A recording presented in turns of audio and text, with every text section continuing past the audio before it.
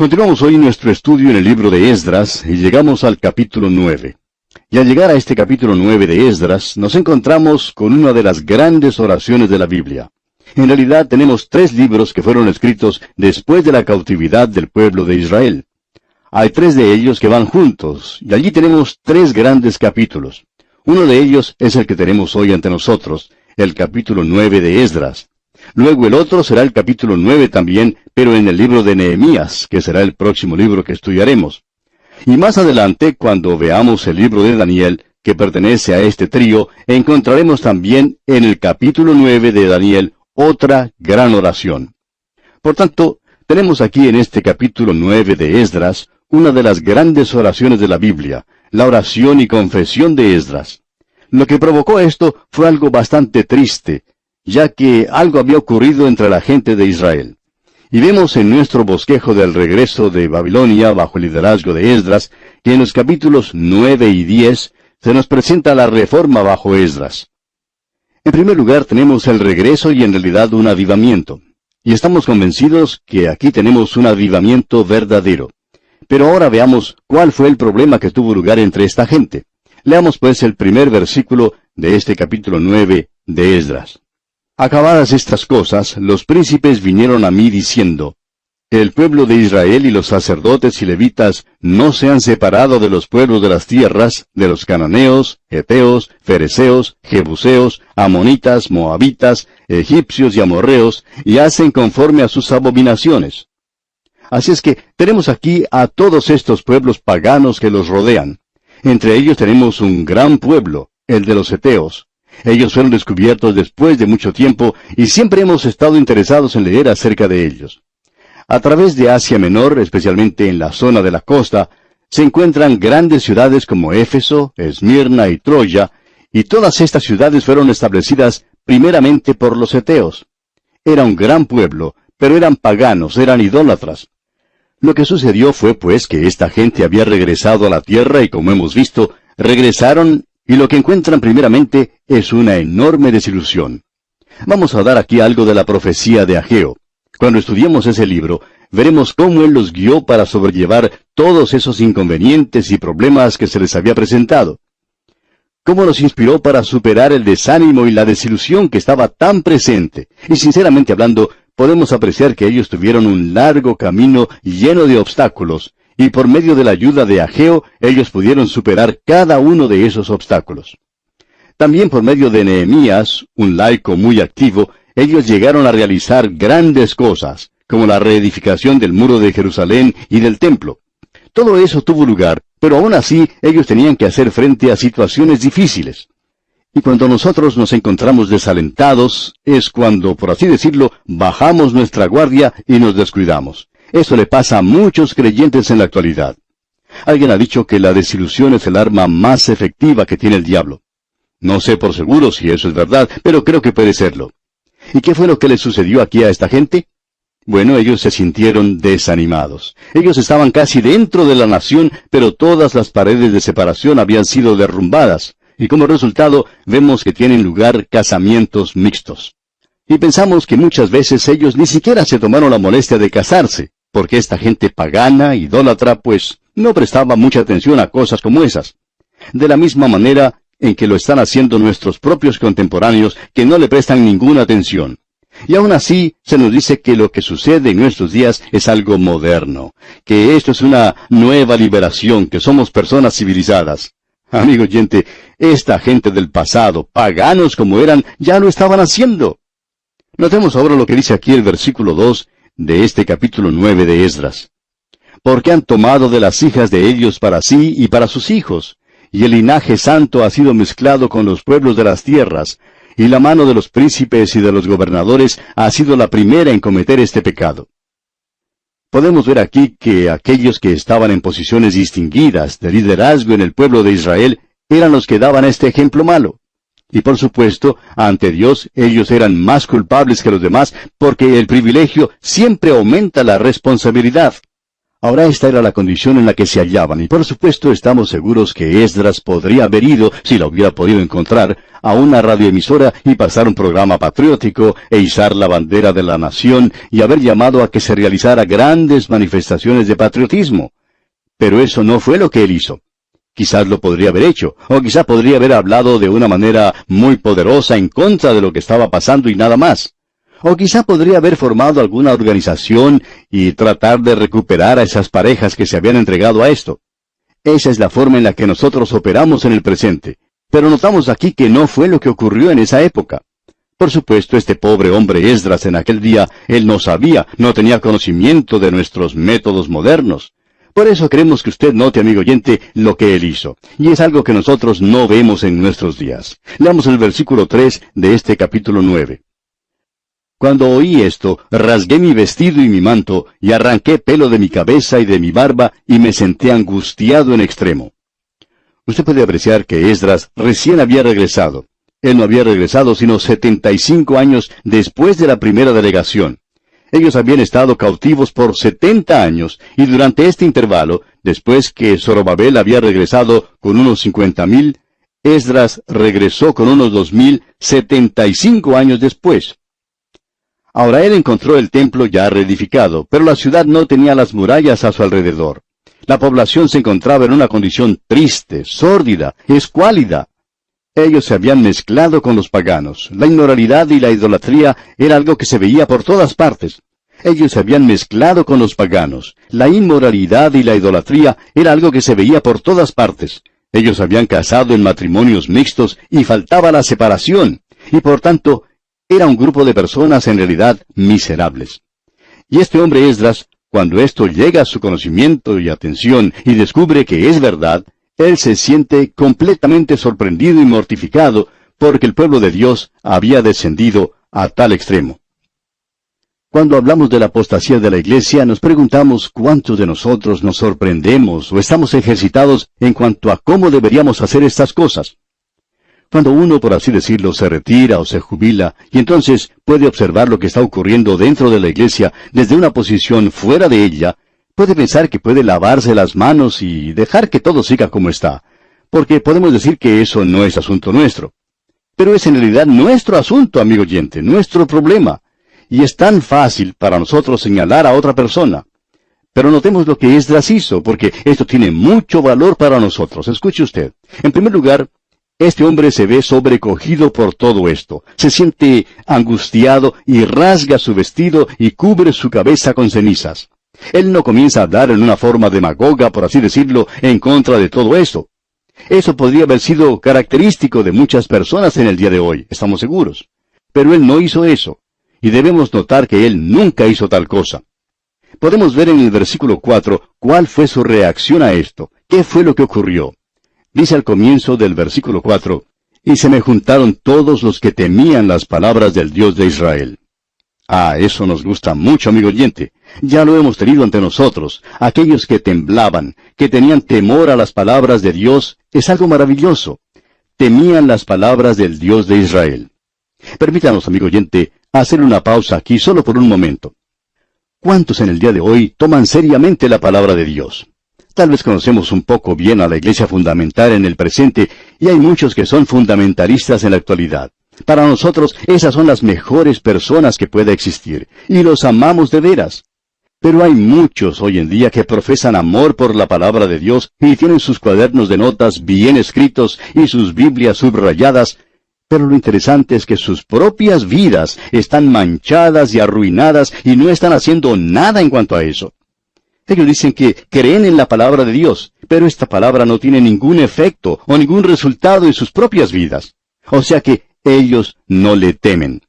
Es muy fácil para nosotros poder decir que el mundo se ha apartado y que ha quedado fuera, pero Dios es amor, y eso es algo maravilloso, amigo oyente, el poder reconocer que Dios es amor. Y así es, Dios es amor, y le damos gracias por eso.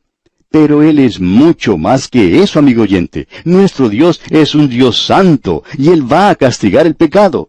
Y eso es lo que le preocupa a Esdras en esta situación. Notemos ahora qué es lo que Esdras hace. Notamos que Dice, se juntaron a él todos los que temían las palabras del Dios de Israel a causa de la prevaricación de los del cautiverio. Y escucha lo que continúa diciendo en la segunda parte de este versículo 4.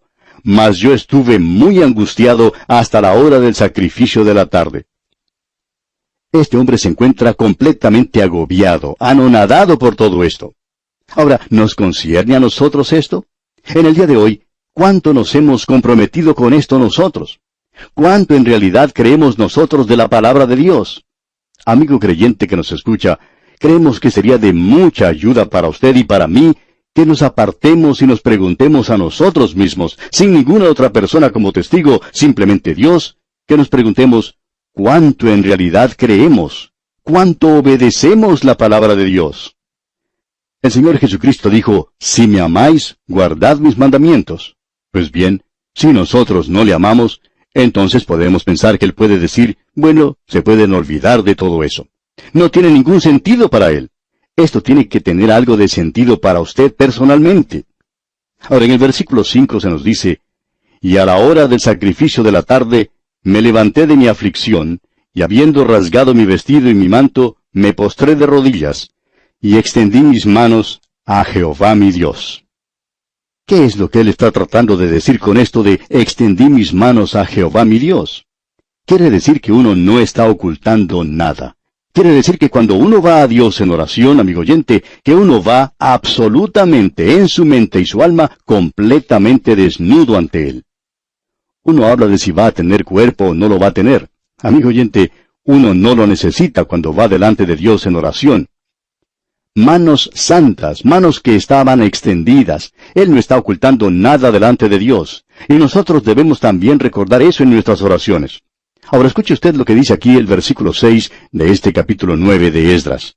Y dije, Dios mío, confuso y avergonzado estoy para levantar, oh Dios mío, mi rostro a ti, porque nuestras iniquidades se han multiplicado sobre nuestra cabeza y nuestros delitos han crecido hasta el cielo.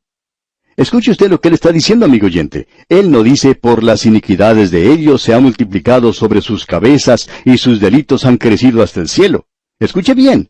Lo que él dice es, porque nuestras iniquidades se han multiplicado sobre nuestra cabeza y nuestros delitos han crecido hasta el cielo. Es muy fácil en el día de hoy el poder separarse uno de la iglesia.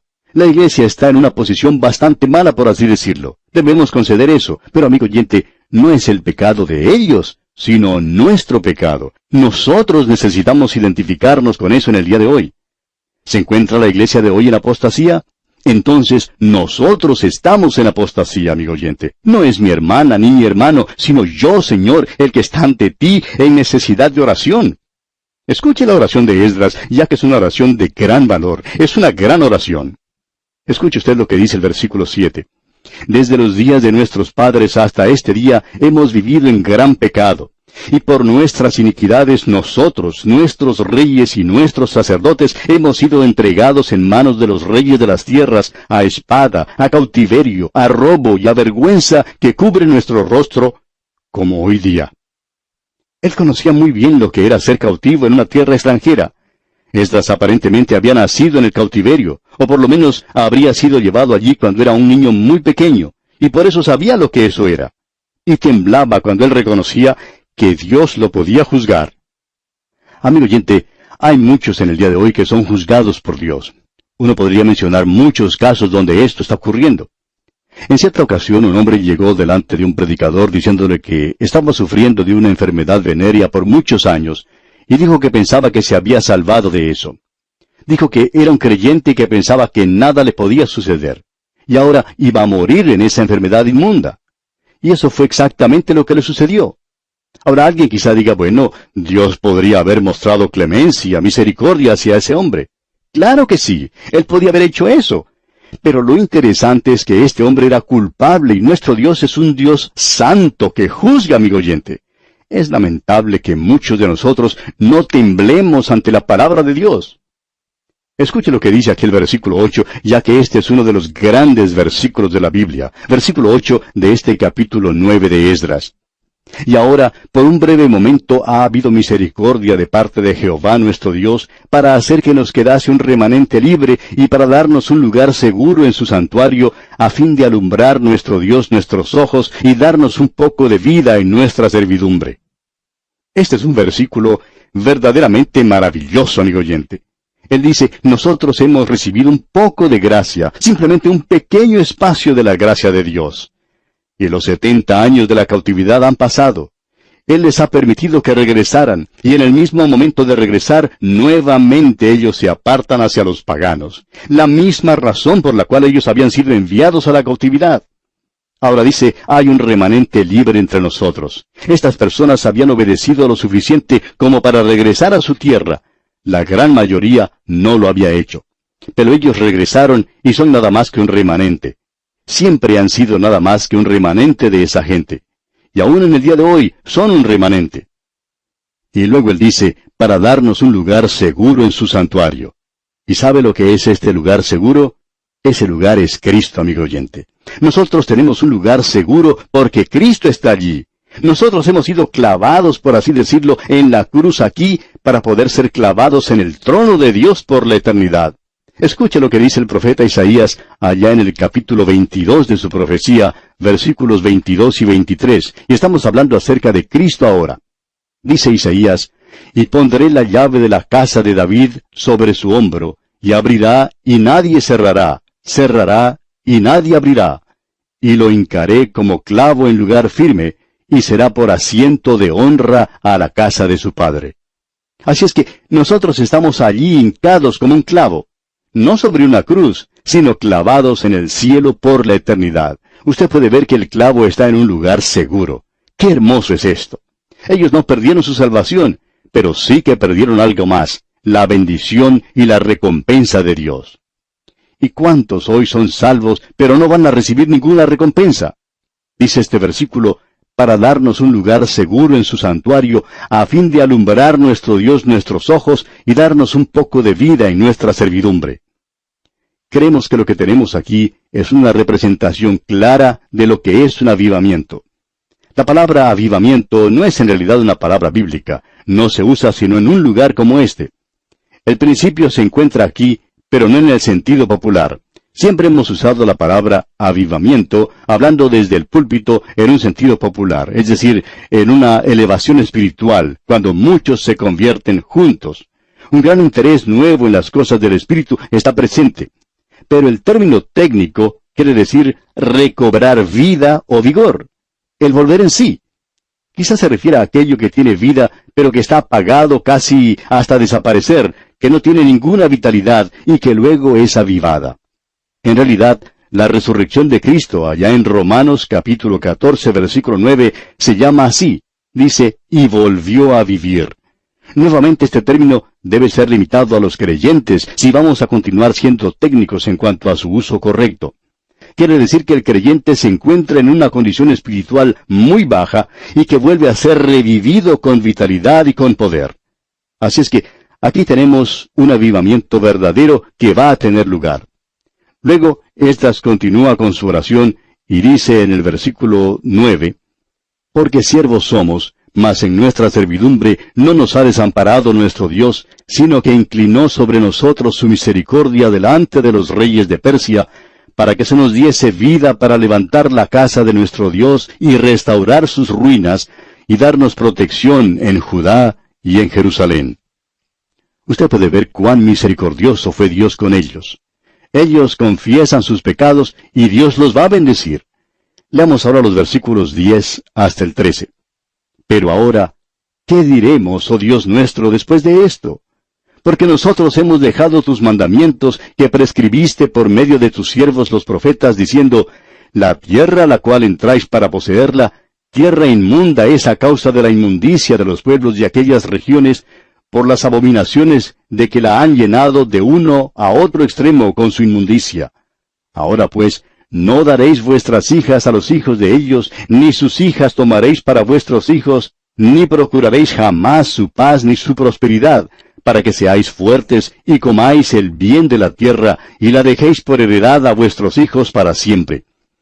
Mas después de todo lo que nos ha sobrevenido a causa de nuestras malas obras y a causa de nuestro gran pecado, ya que tú, Dios nuestro, no nos has castigado de acuerdo con nuestras iniquidades y nos diste un remanente como este. En otras palabras, Esdras está diciendo, nosotros no recibimos todo lo que merecíamos. Y luego continúa diciendo aquí en el versículo 14 de este capítulo 9 de Esdras, ¿hemos de volver a infringir tus mandamientos y a emparentar con pueblos que cometen estas abominaciones? ¿No te indignarías contra nosotros hasta consumirnos sin que quedara remanente ni quien escape? Y luego sigue diciendo en el versículo 15, Oh Jehová, Dios de Israel, tú eres justo, puesto que hemos quedado un remanente que ha escapado como en este día. Henos aquí delante de ti en nuestros delitos, porque no es posible estar en tu presencia a causa de esto. Esto es algo que solo la misericordia de Dios, solo la confesión del pecado, solo el sacrificio de Cristo puede hacer posible para Dios salvarlos y para que Dios los pueda restaurar y darles el avivamiento que necesitan. Ahora Dios va a hacer todo eso a causa de la oración de Esdras y del remanente que se encontraba ahí y que pidió misericordia a Dios. Y cuando tomamos esta posición, amigo oyente, Dios está dispuesto a escucharnos. Dios está dispuesto a perdonarnos y a extendernos su misericordia. Esto, pues, que hizo Esdras aquí, dicho sea de paso, es digno de imitarse. Bien, así concluimos nuestro estudio de este capítulo 9 de Esdras. Dios mediante, en nuestro próximo programa, veremos que ellos fueron restaurados y luego concluiremos nuestro estudio de este libro de Esdras. Le invitamos, pues, a acompañarnos. Será hasta entonces, amigo oyente, y que Dios extienda sobre usted también sus ilimitadas misericordias.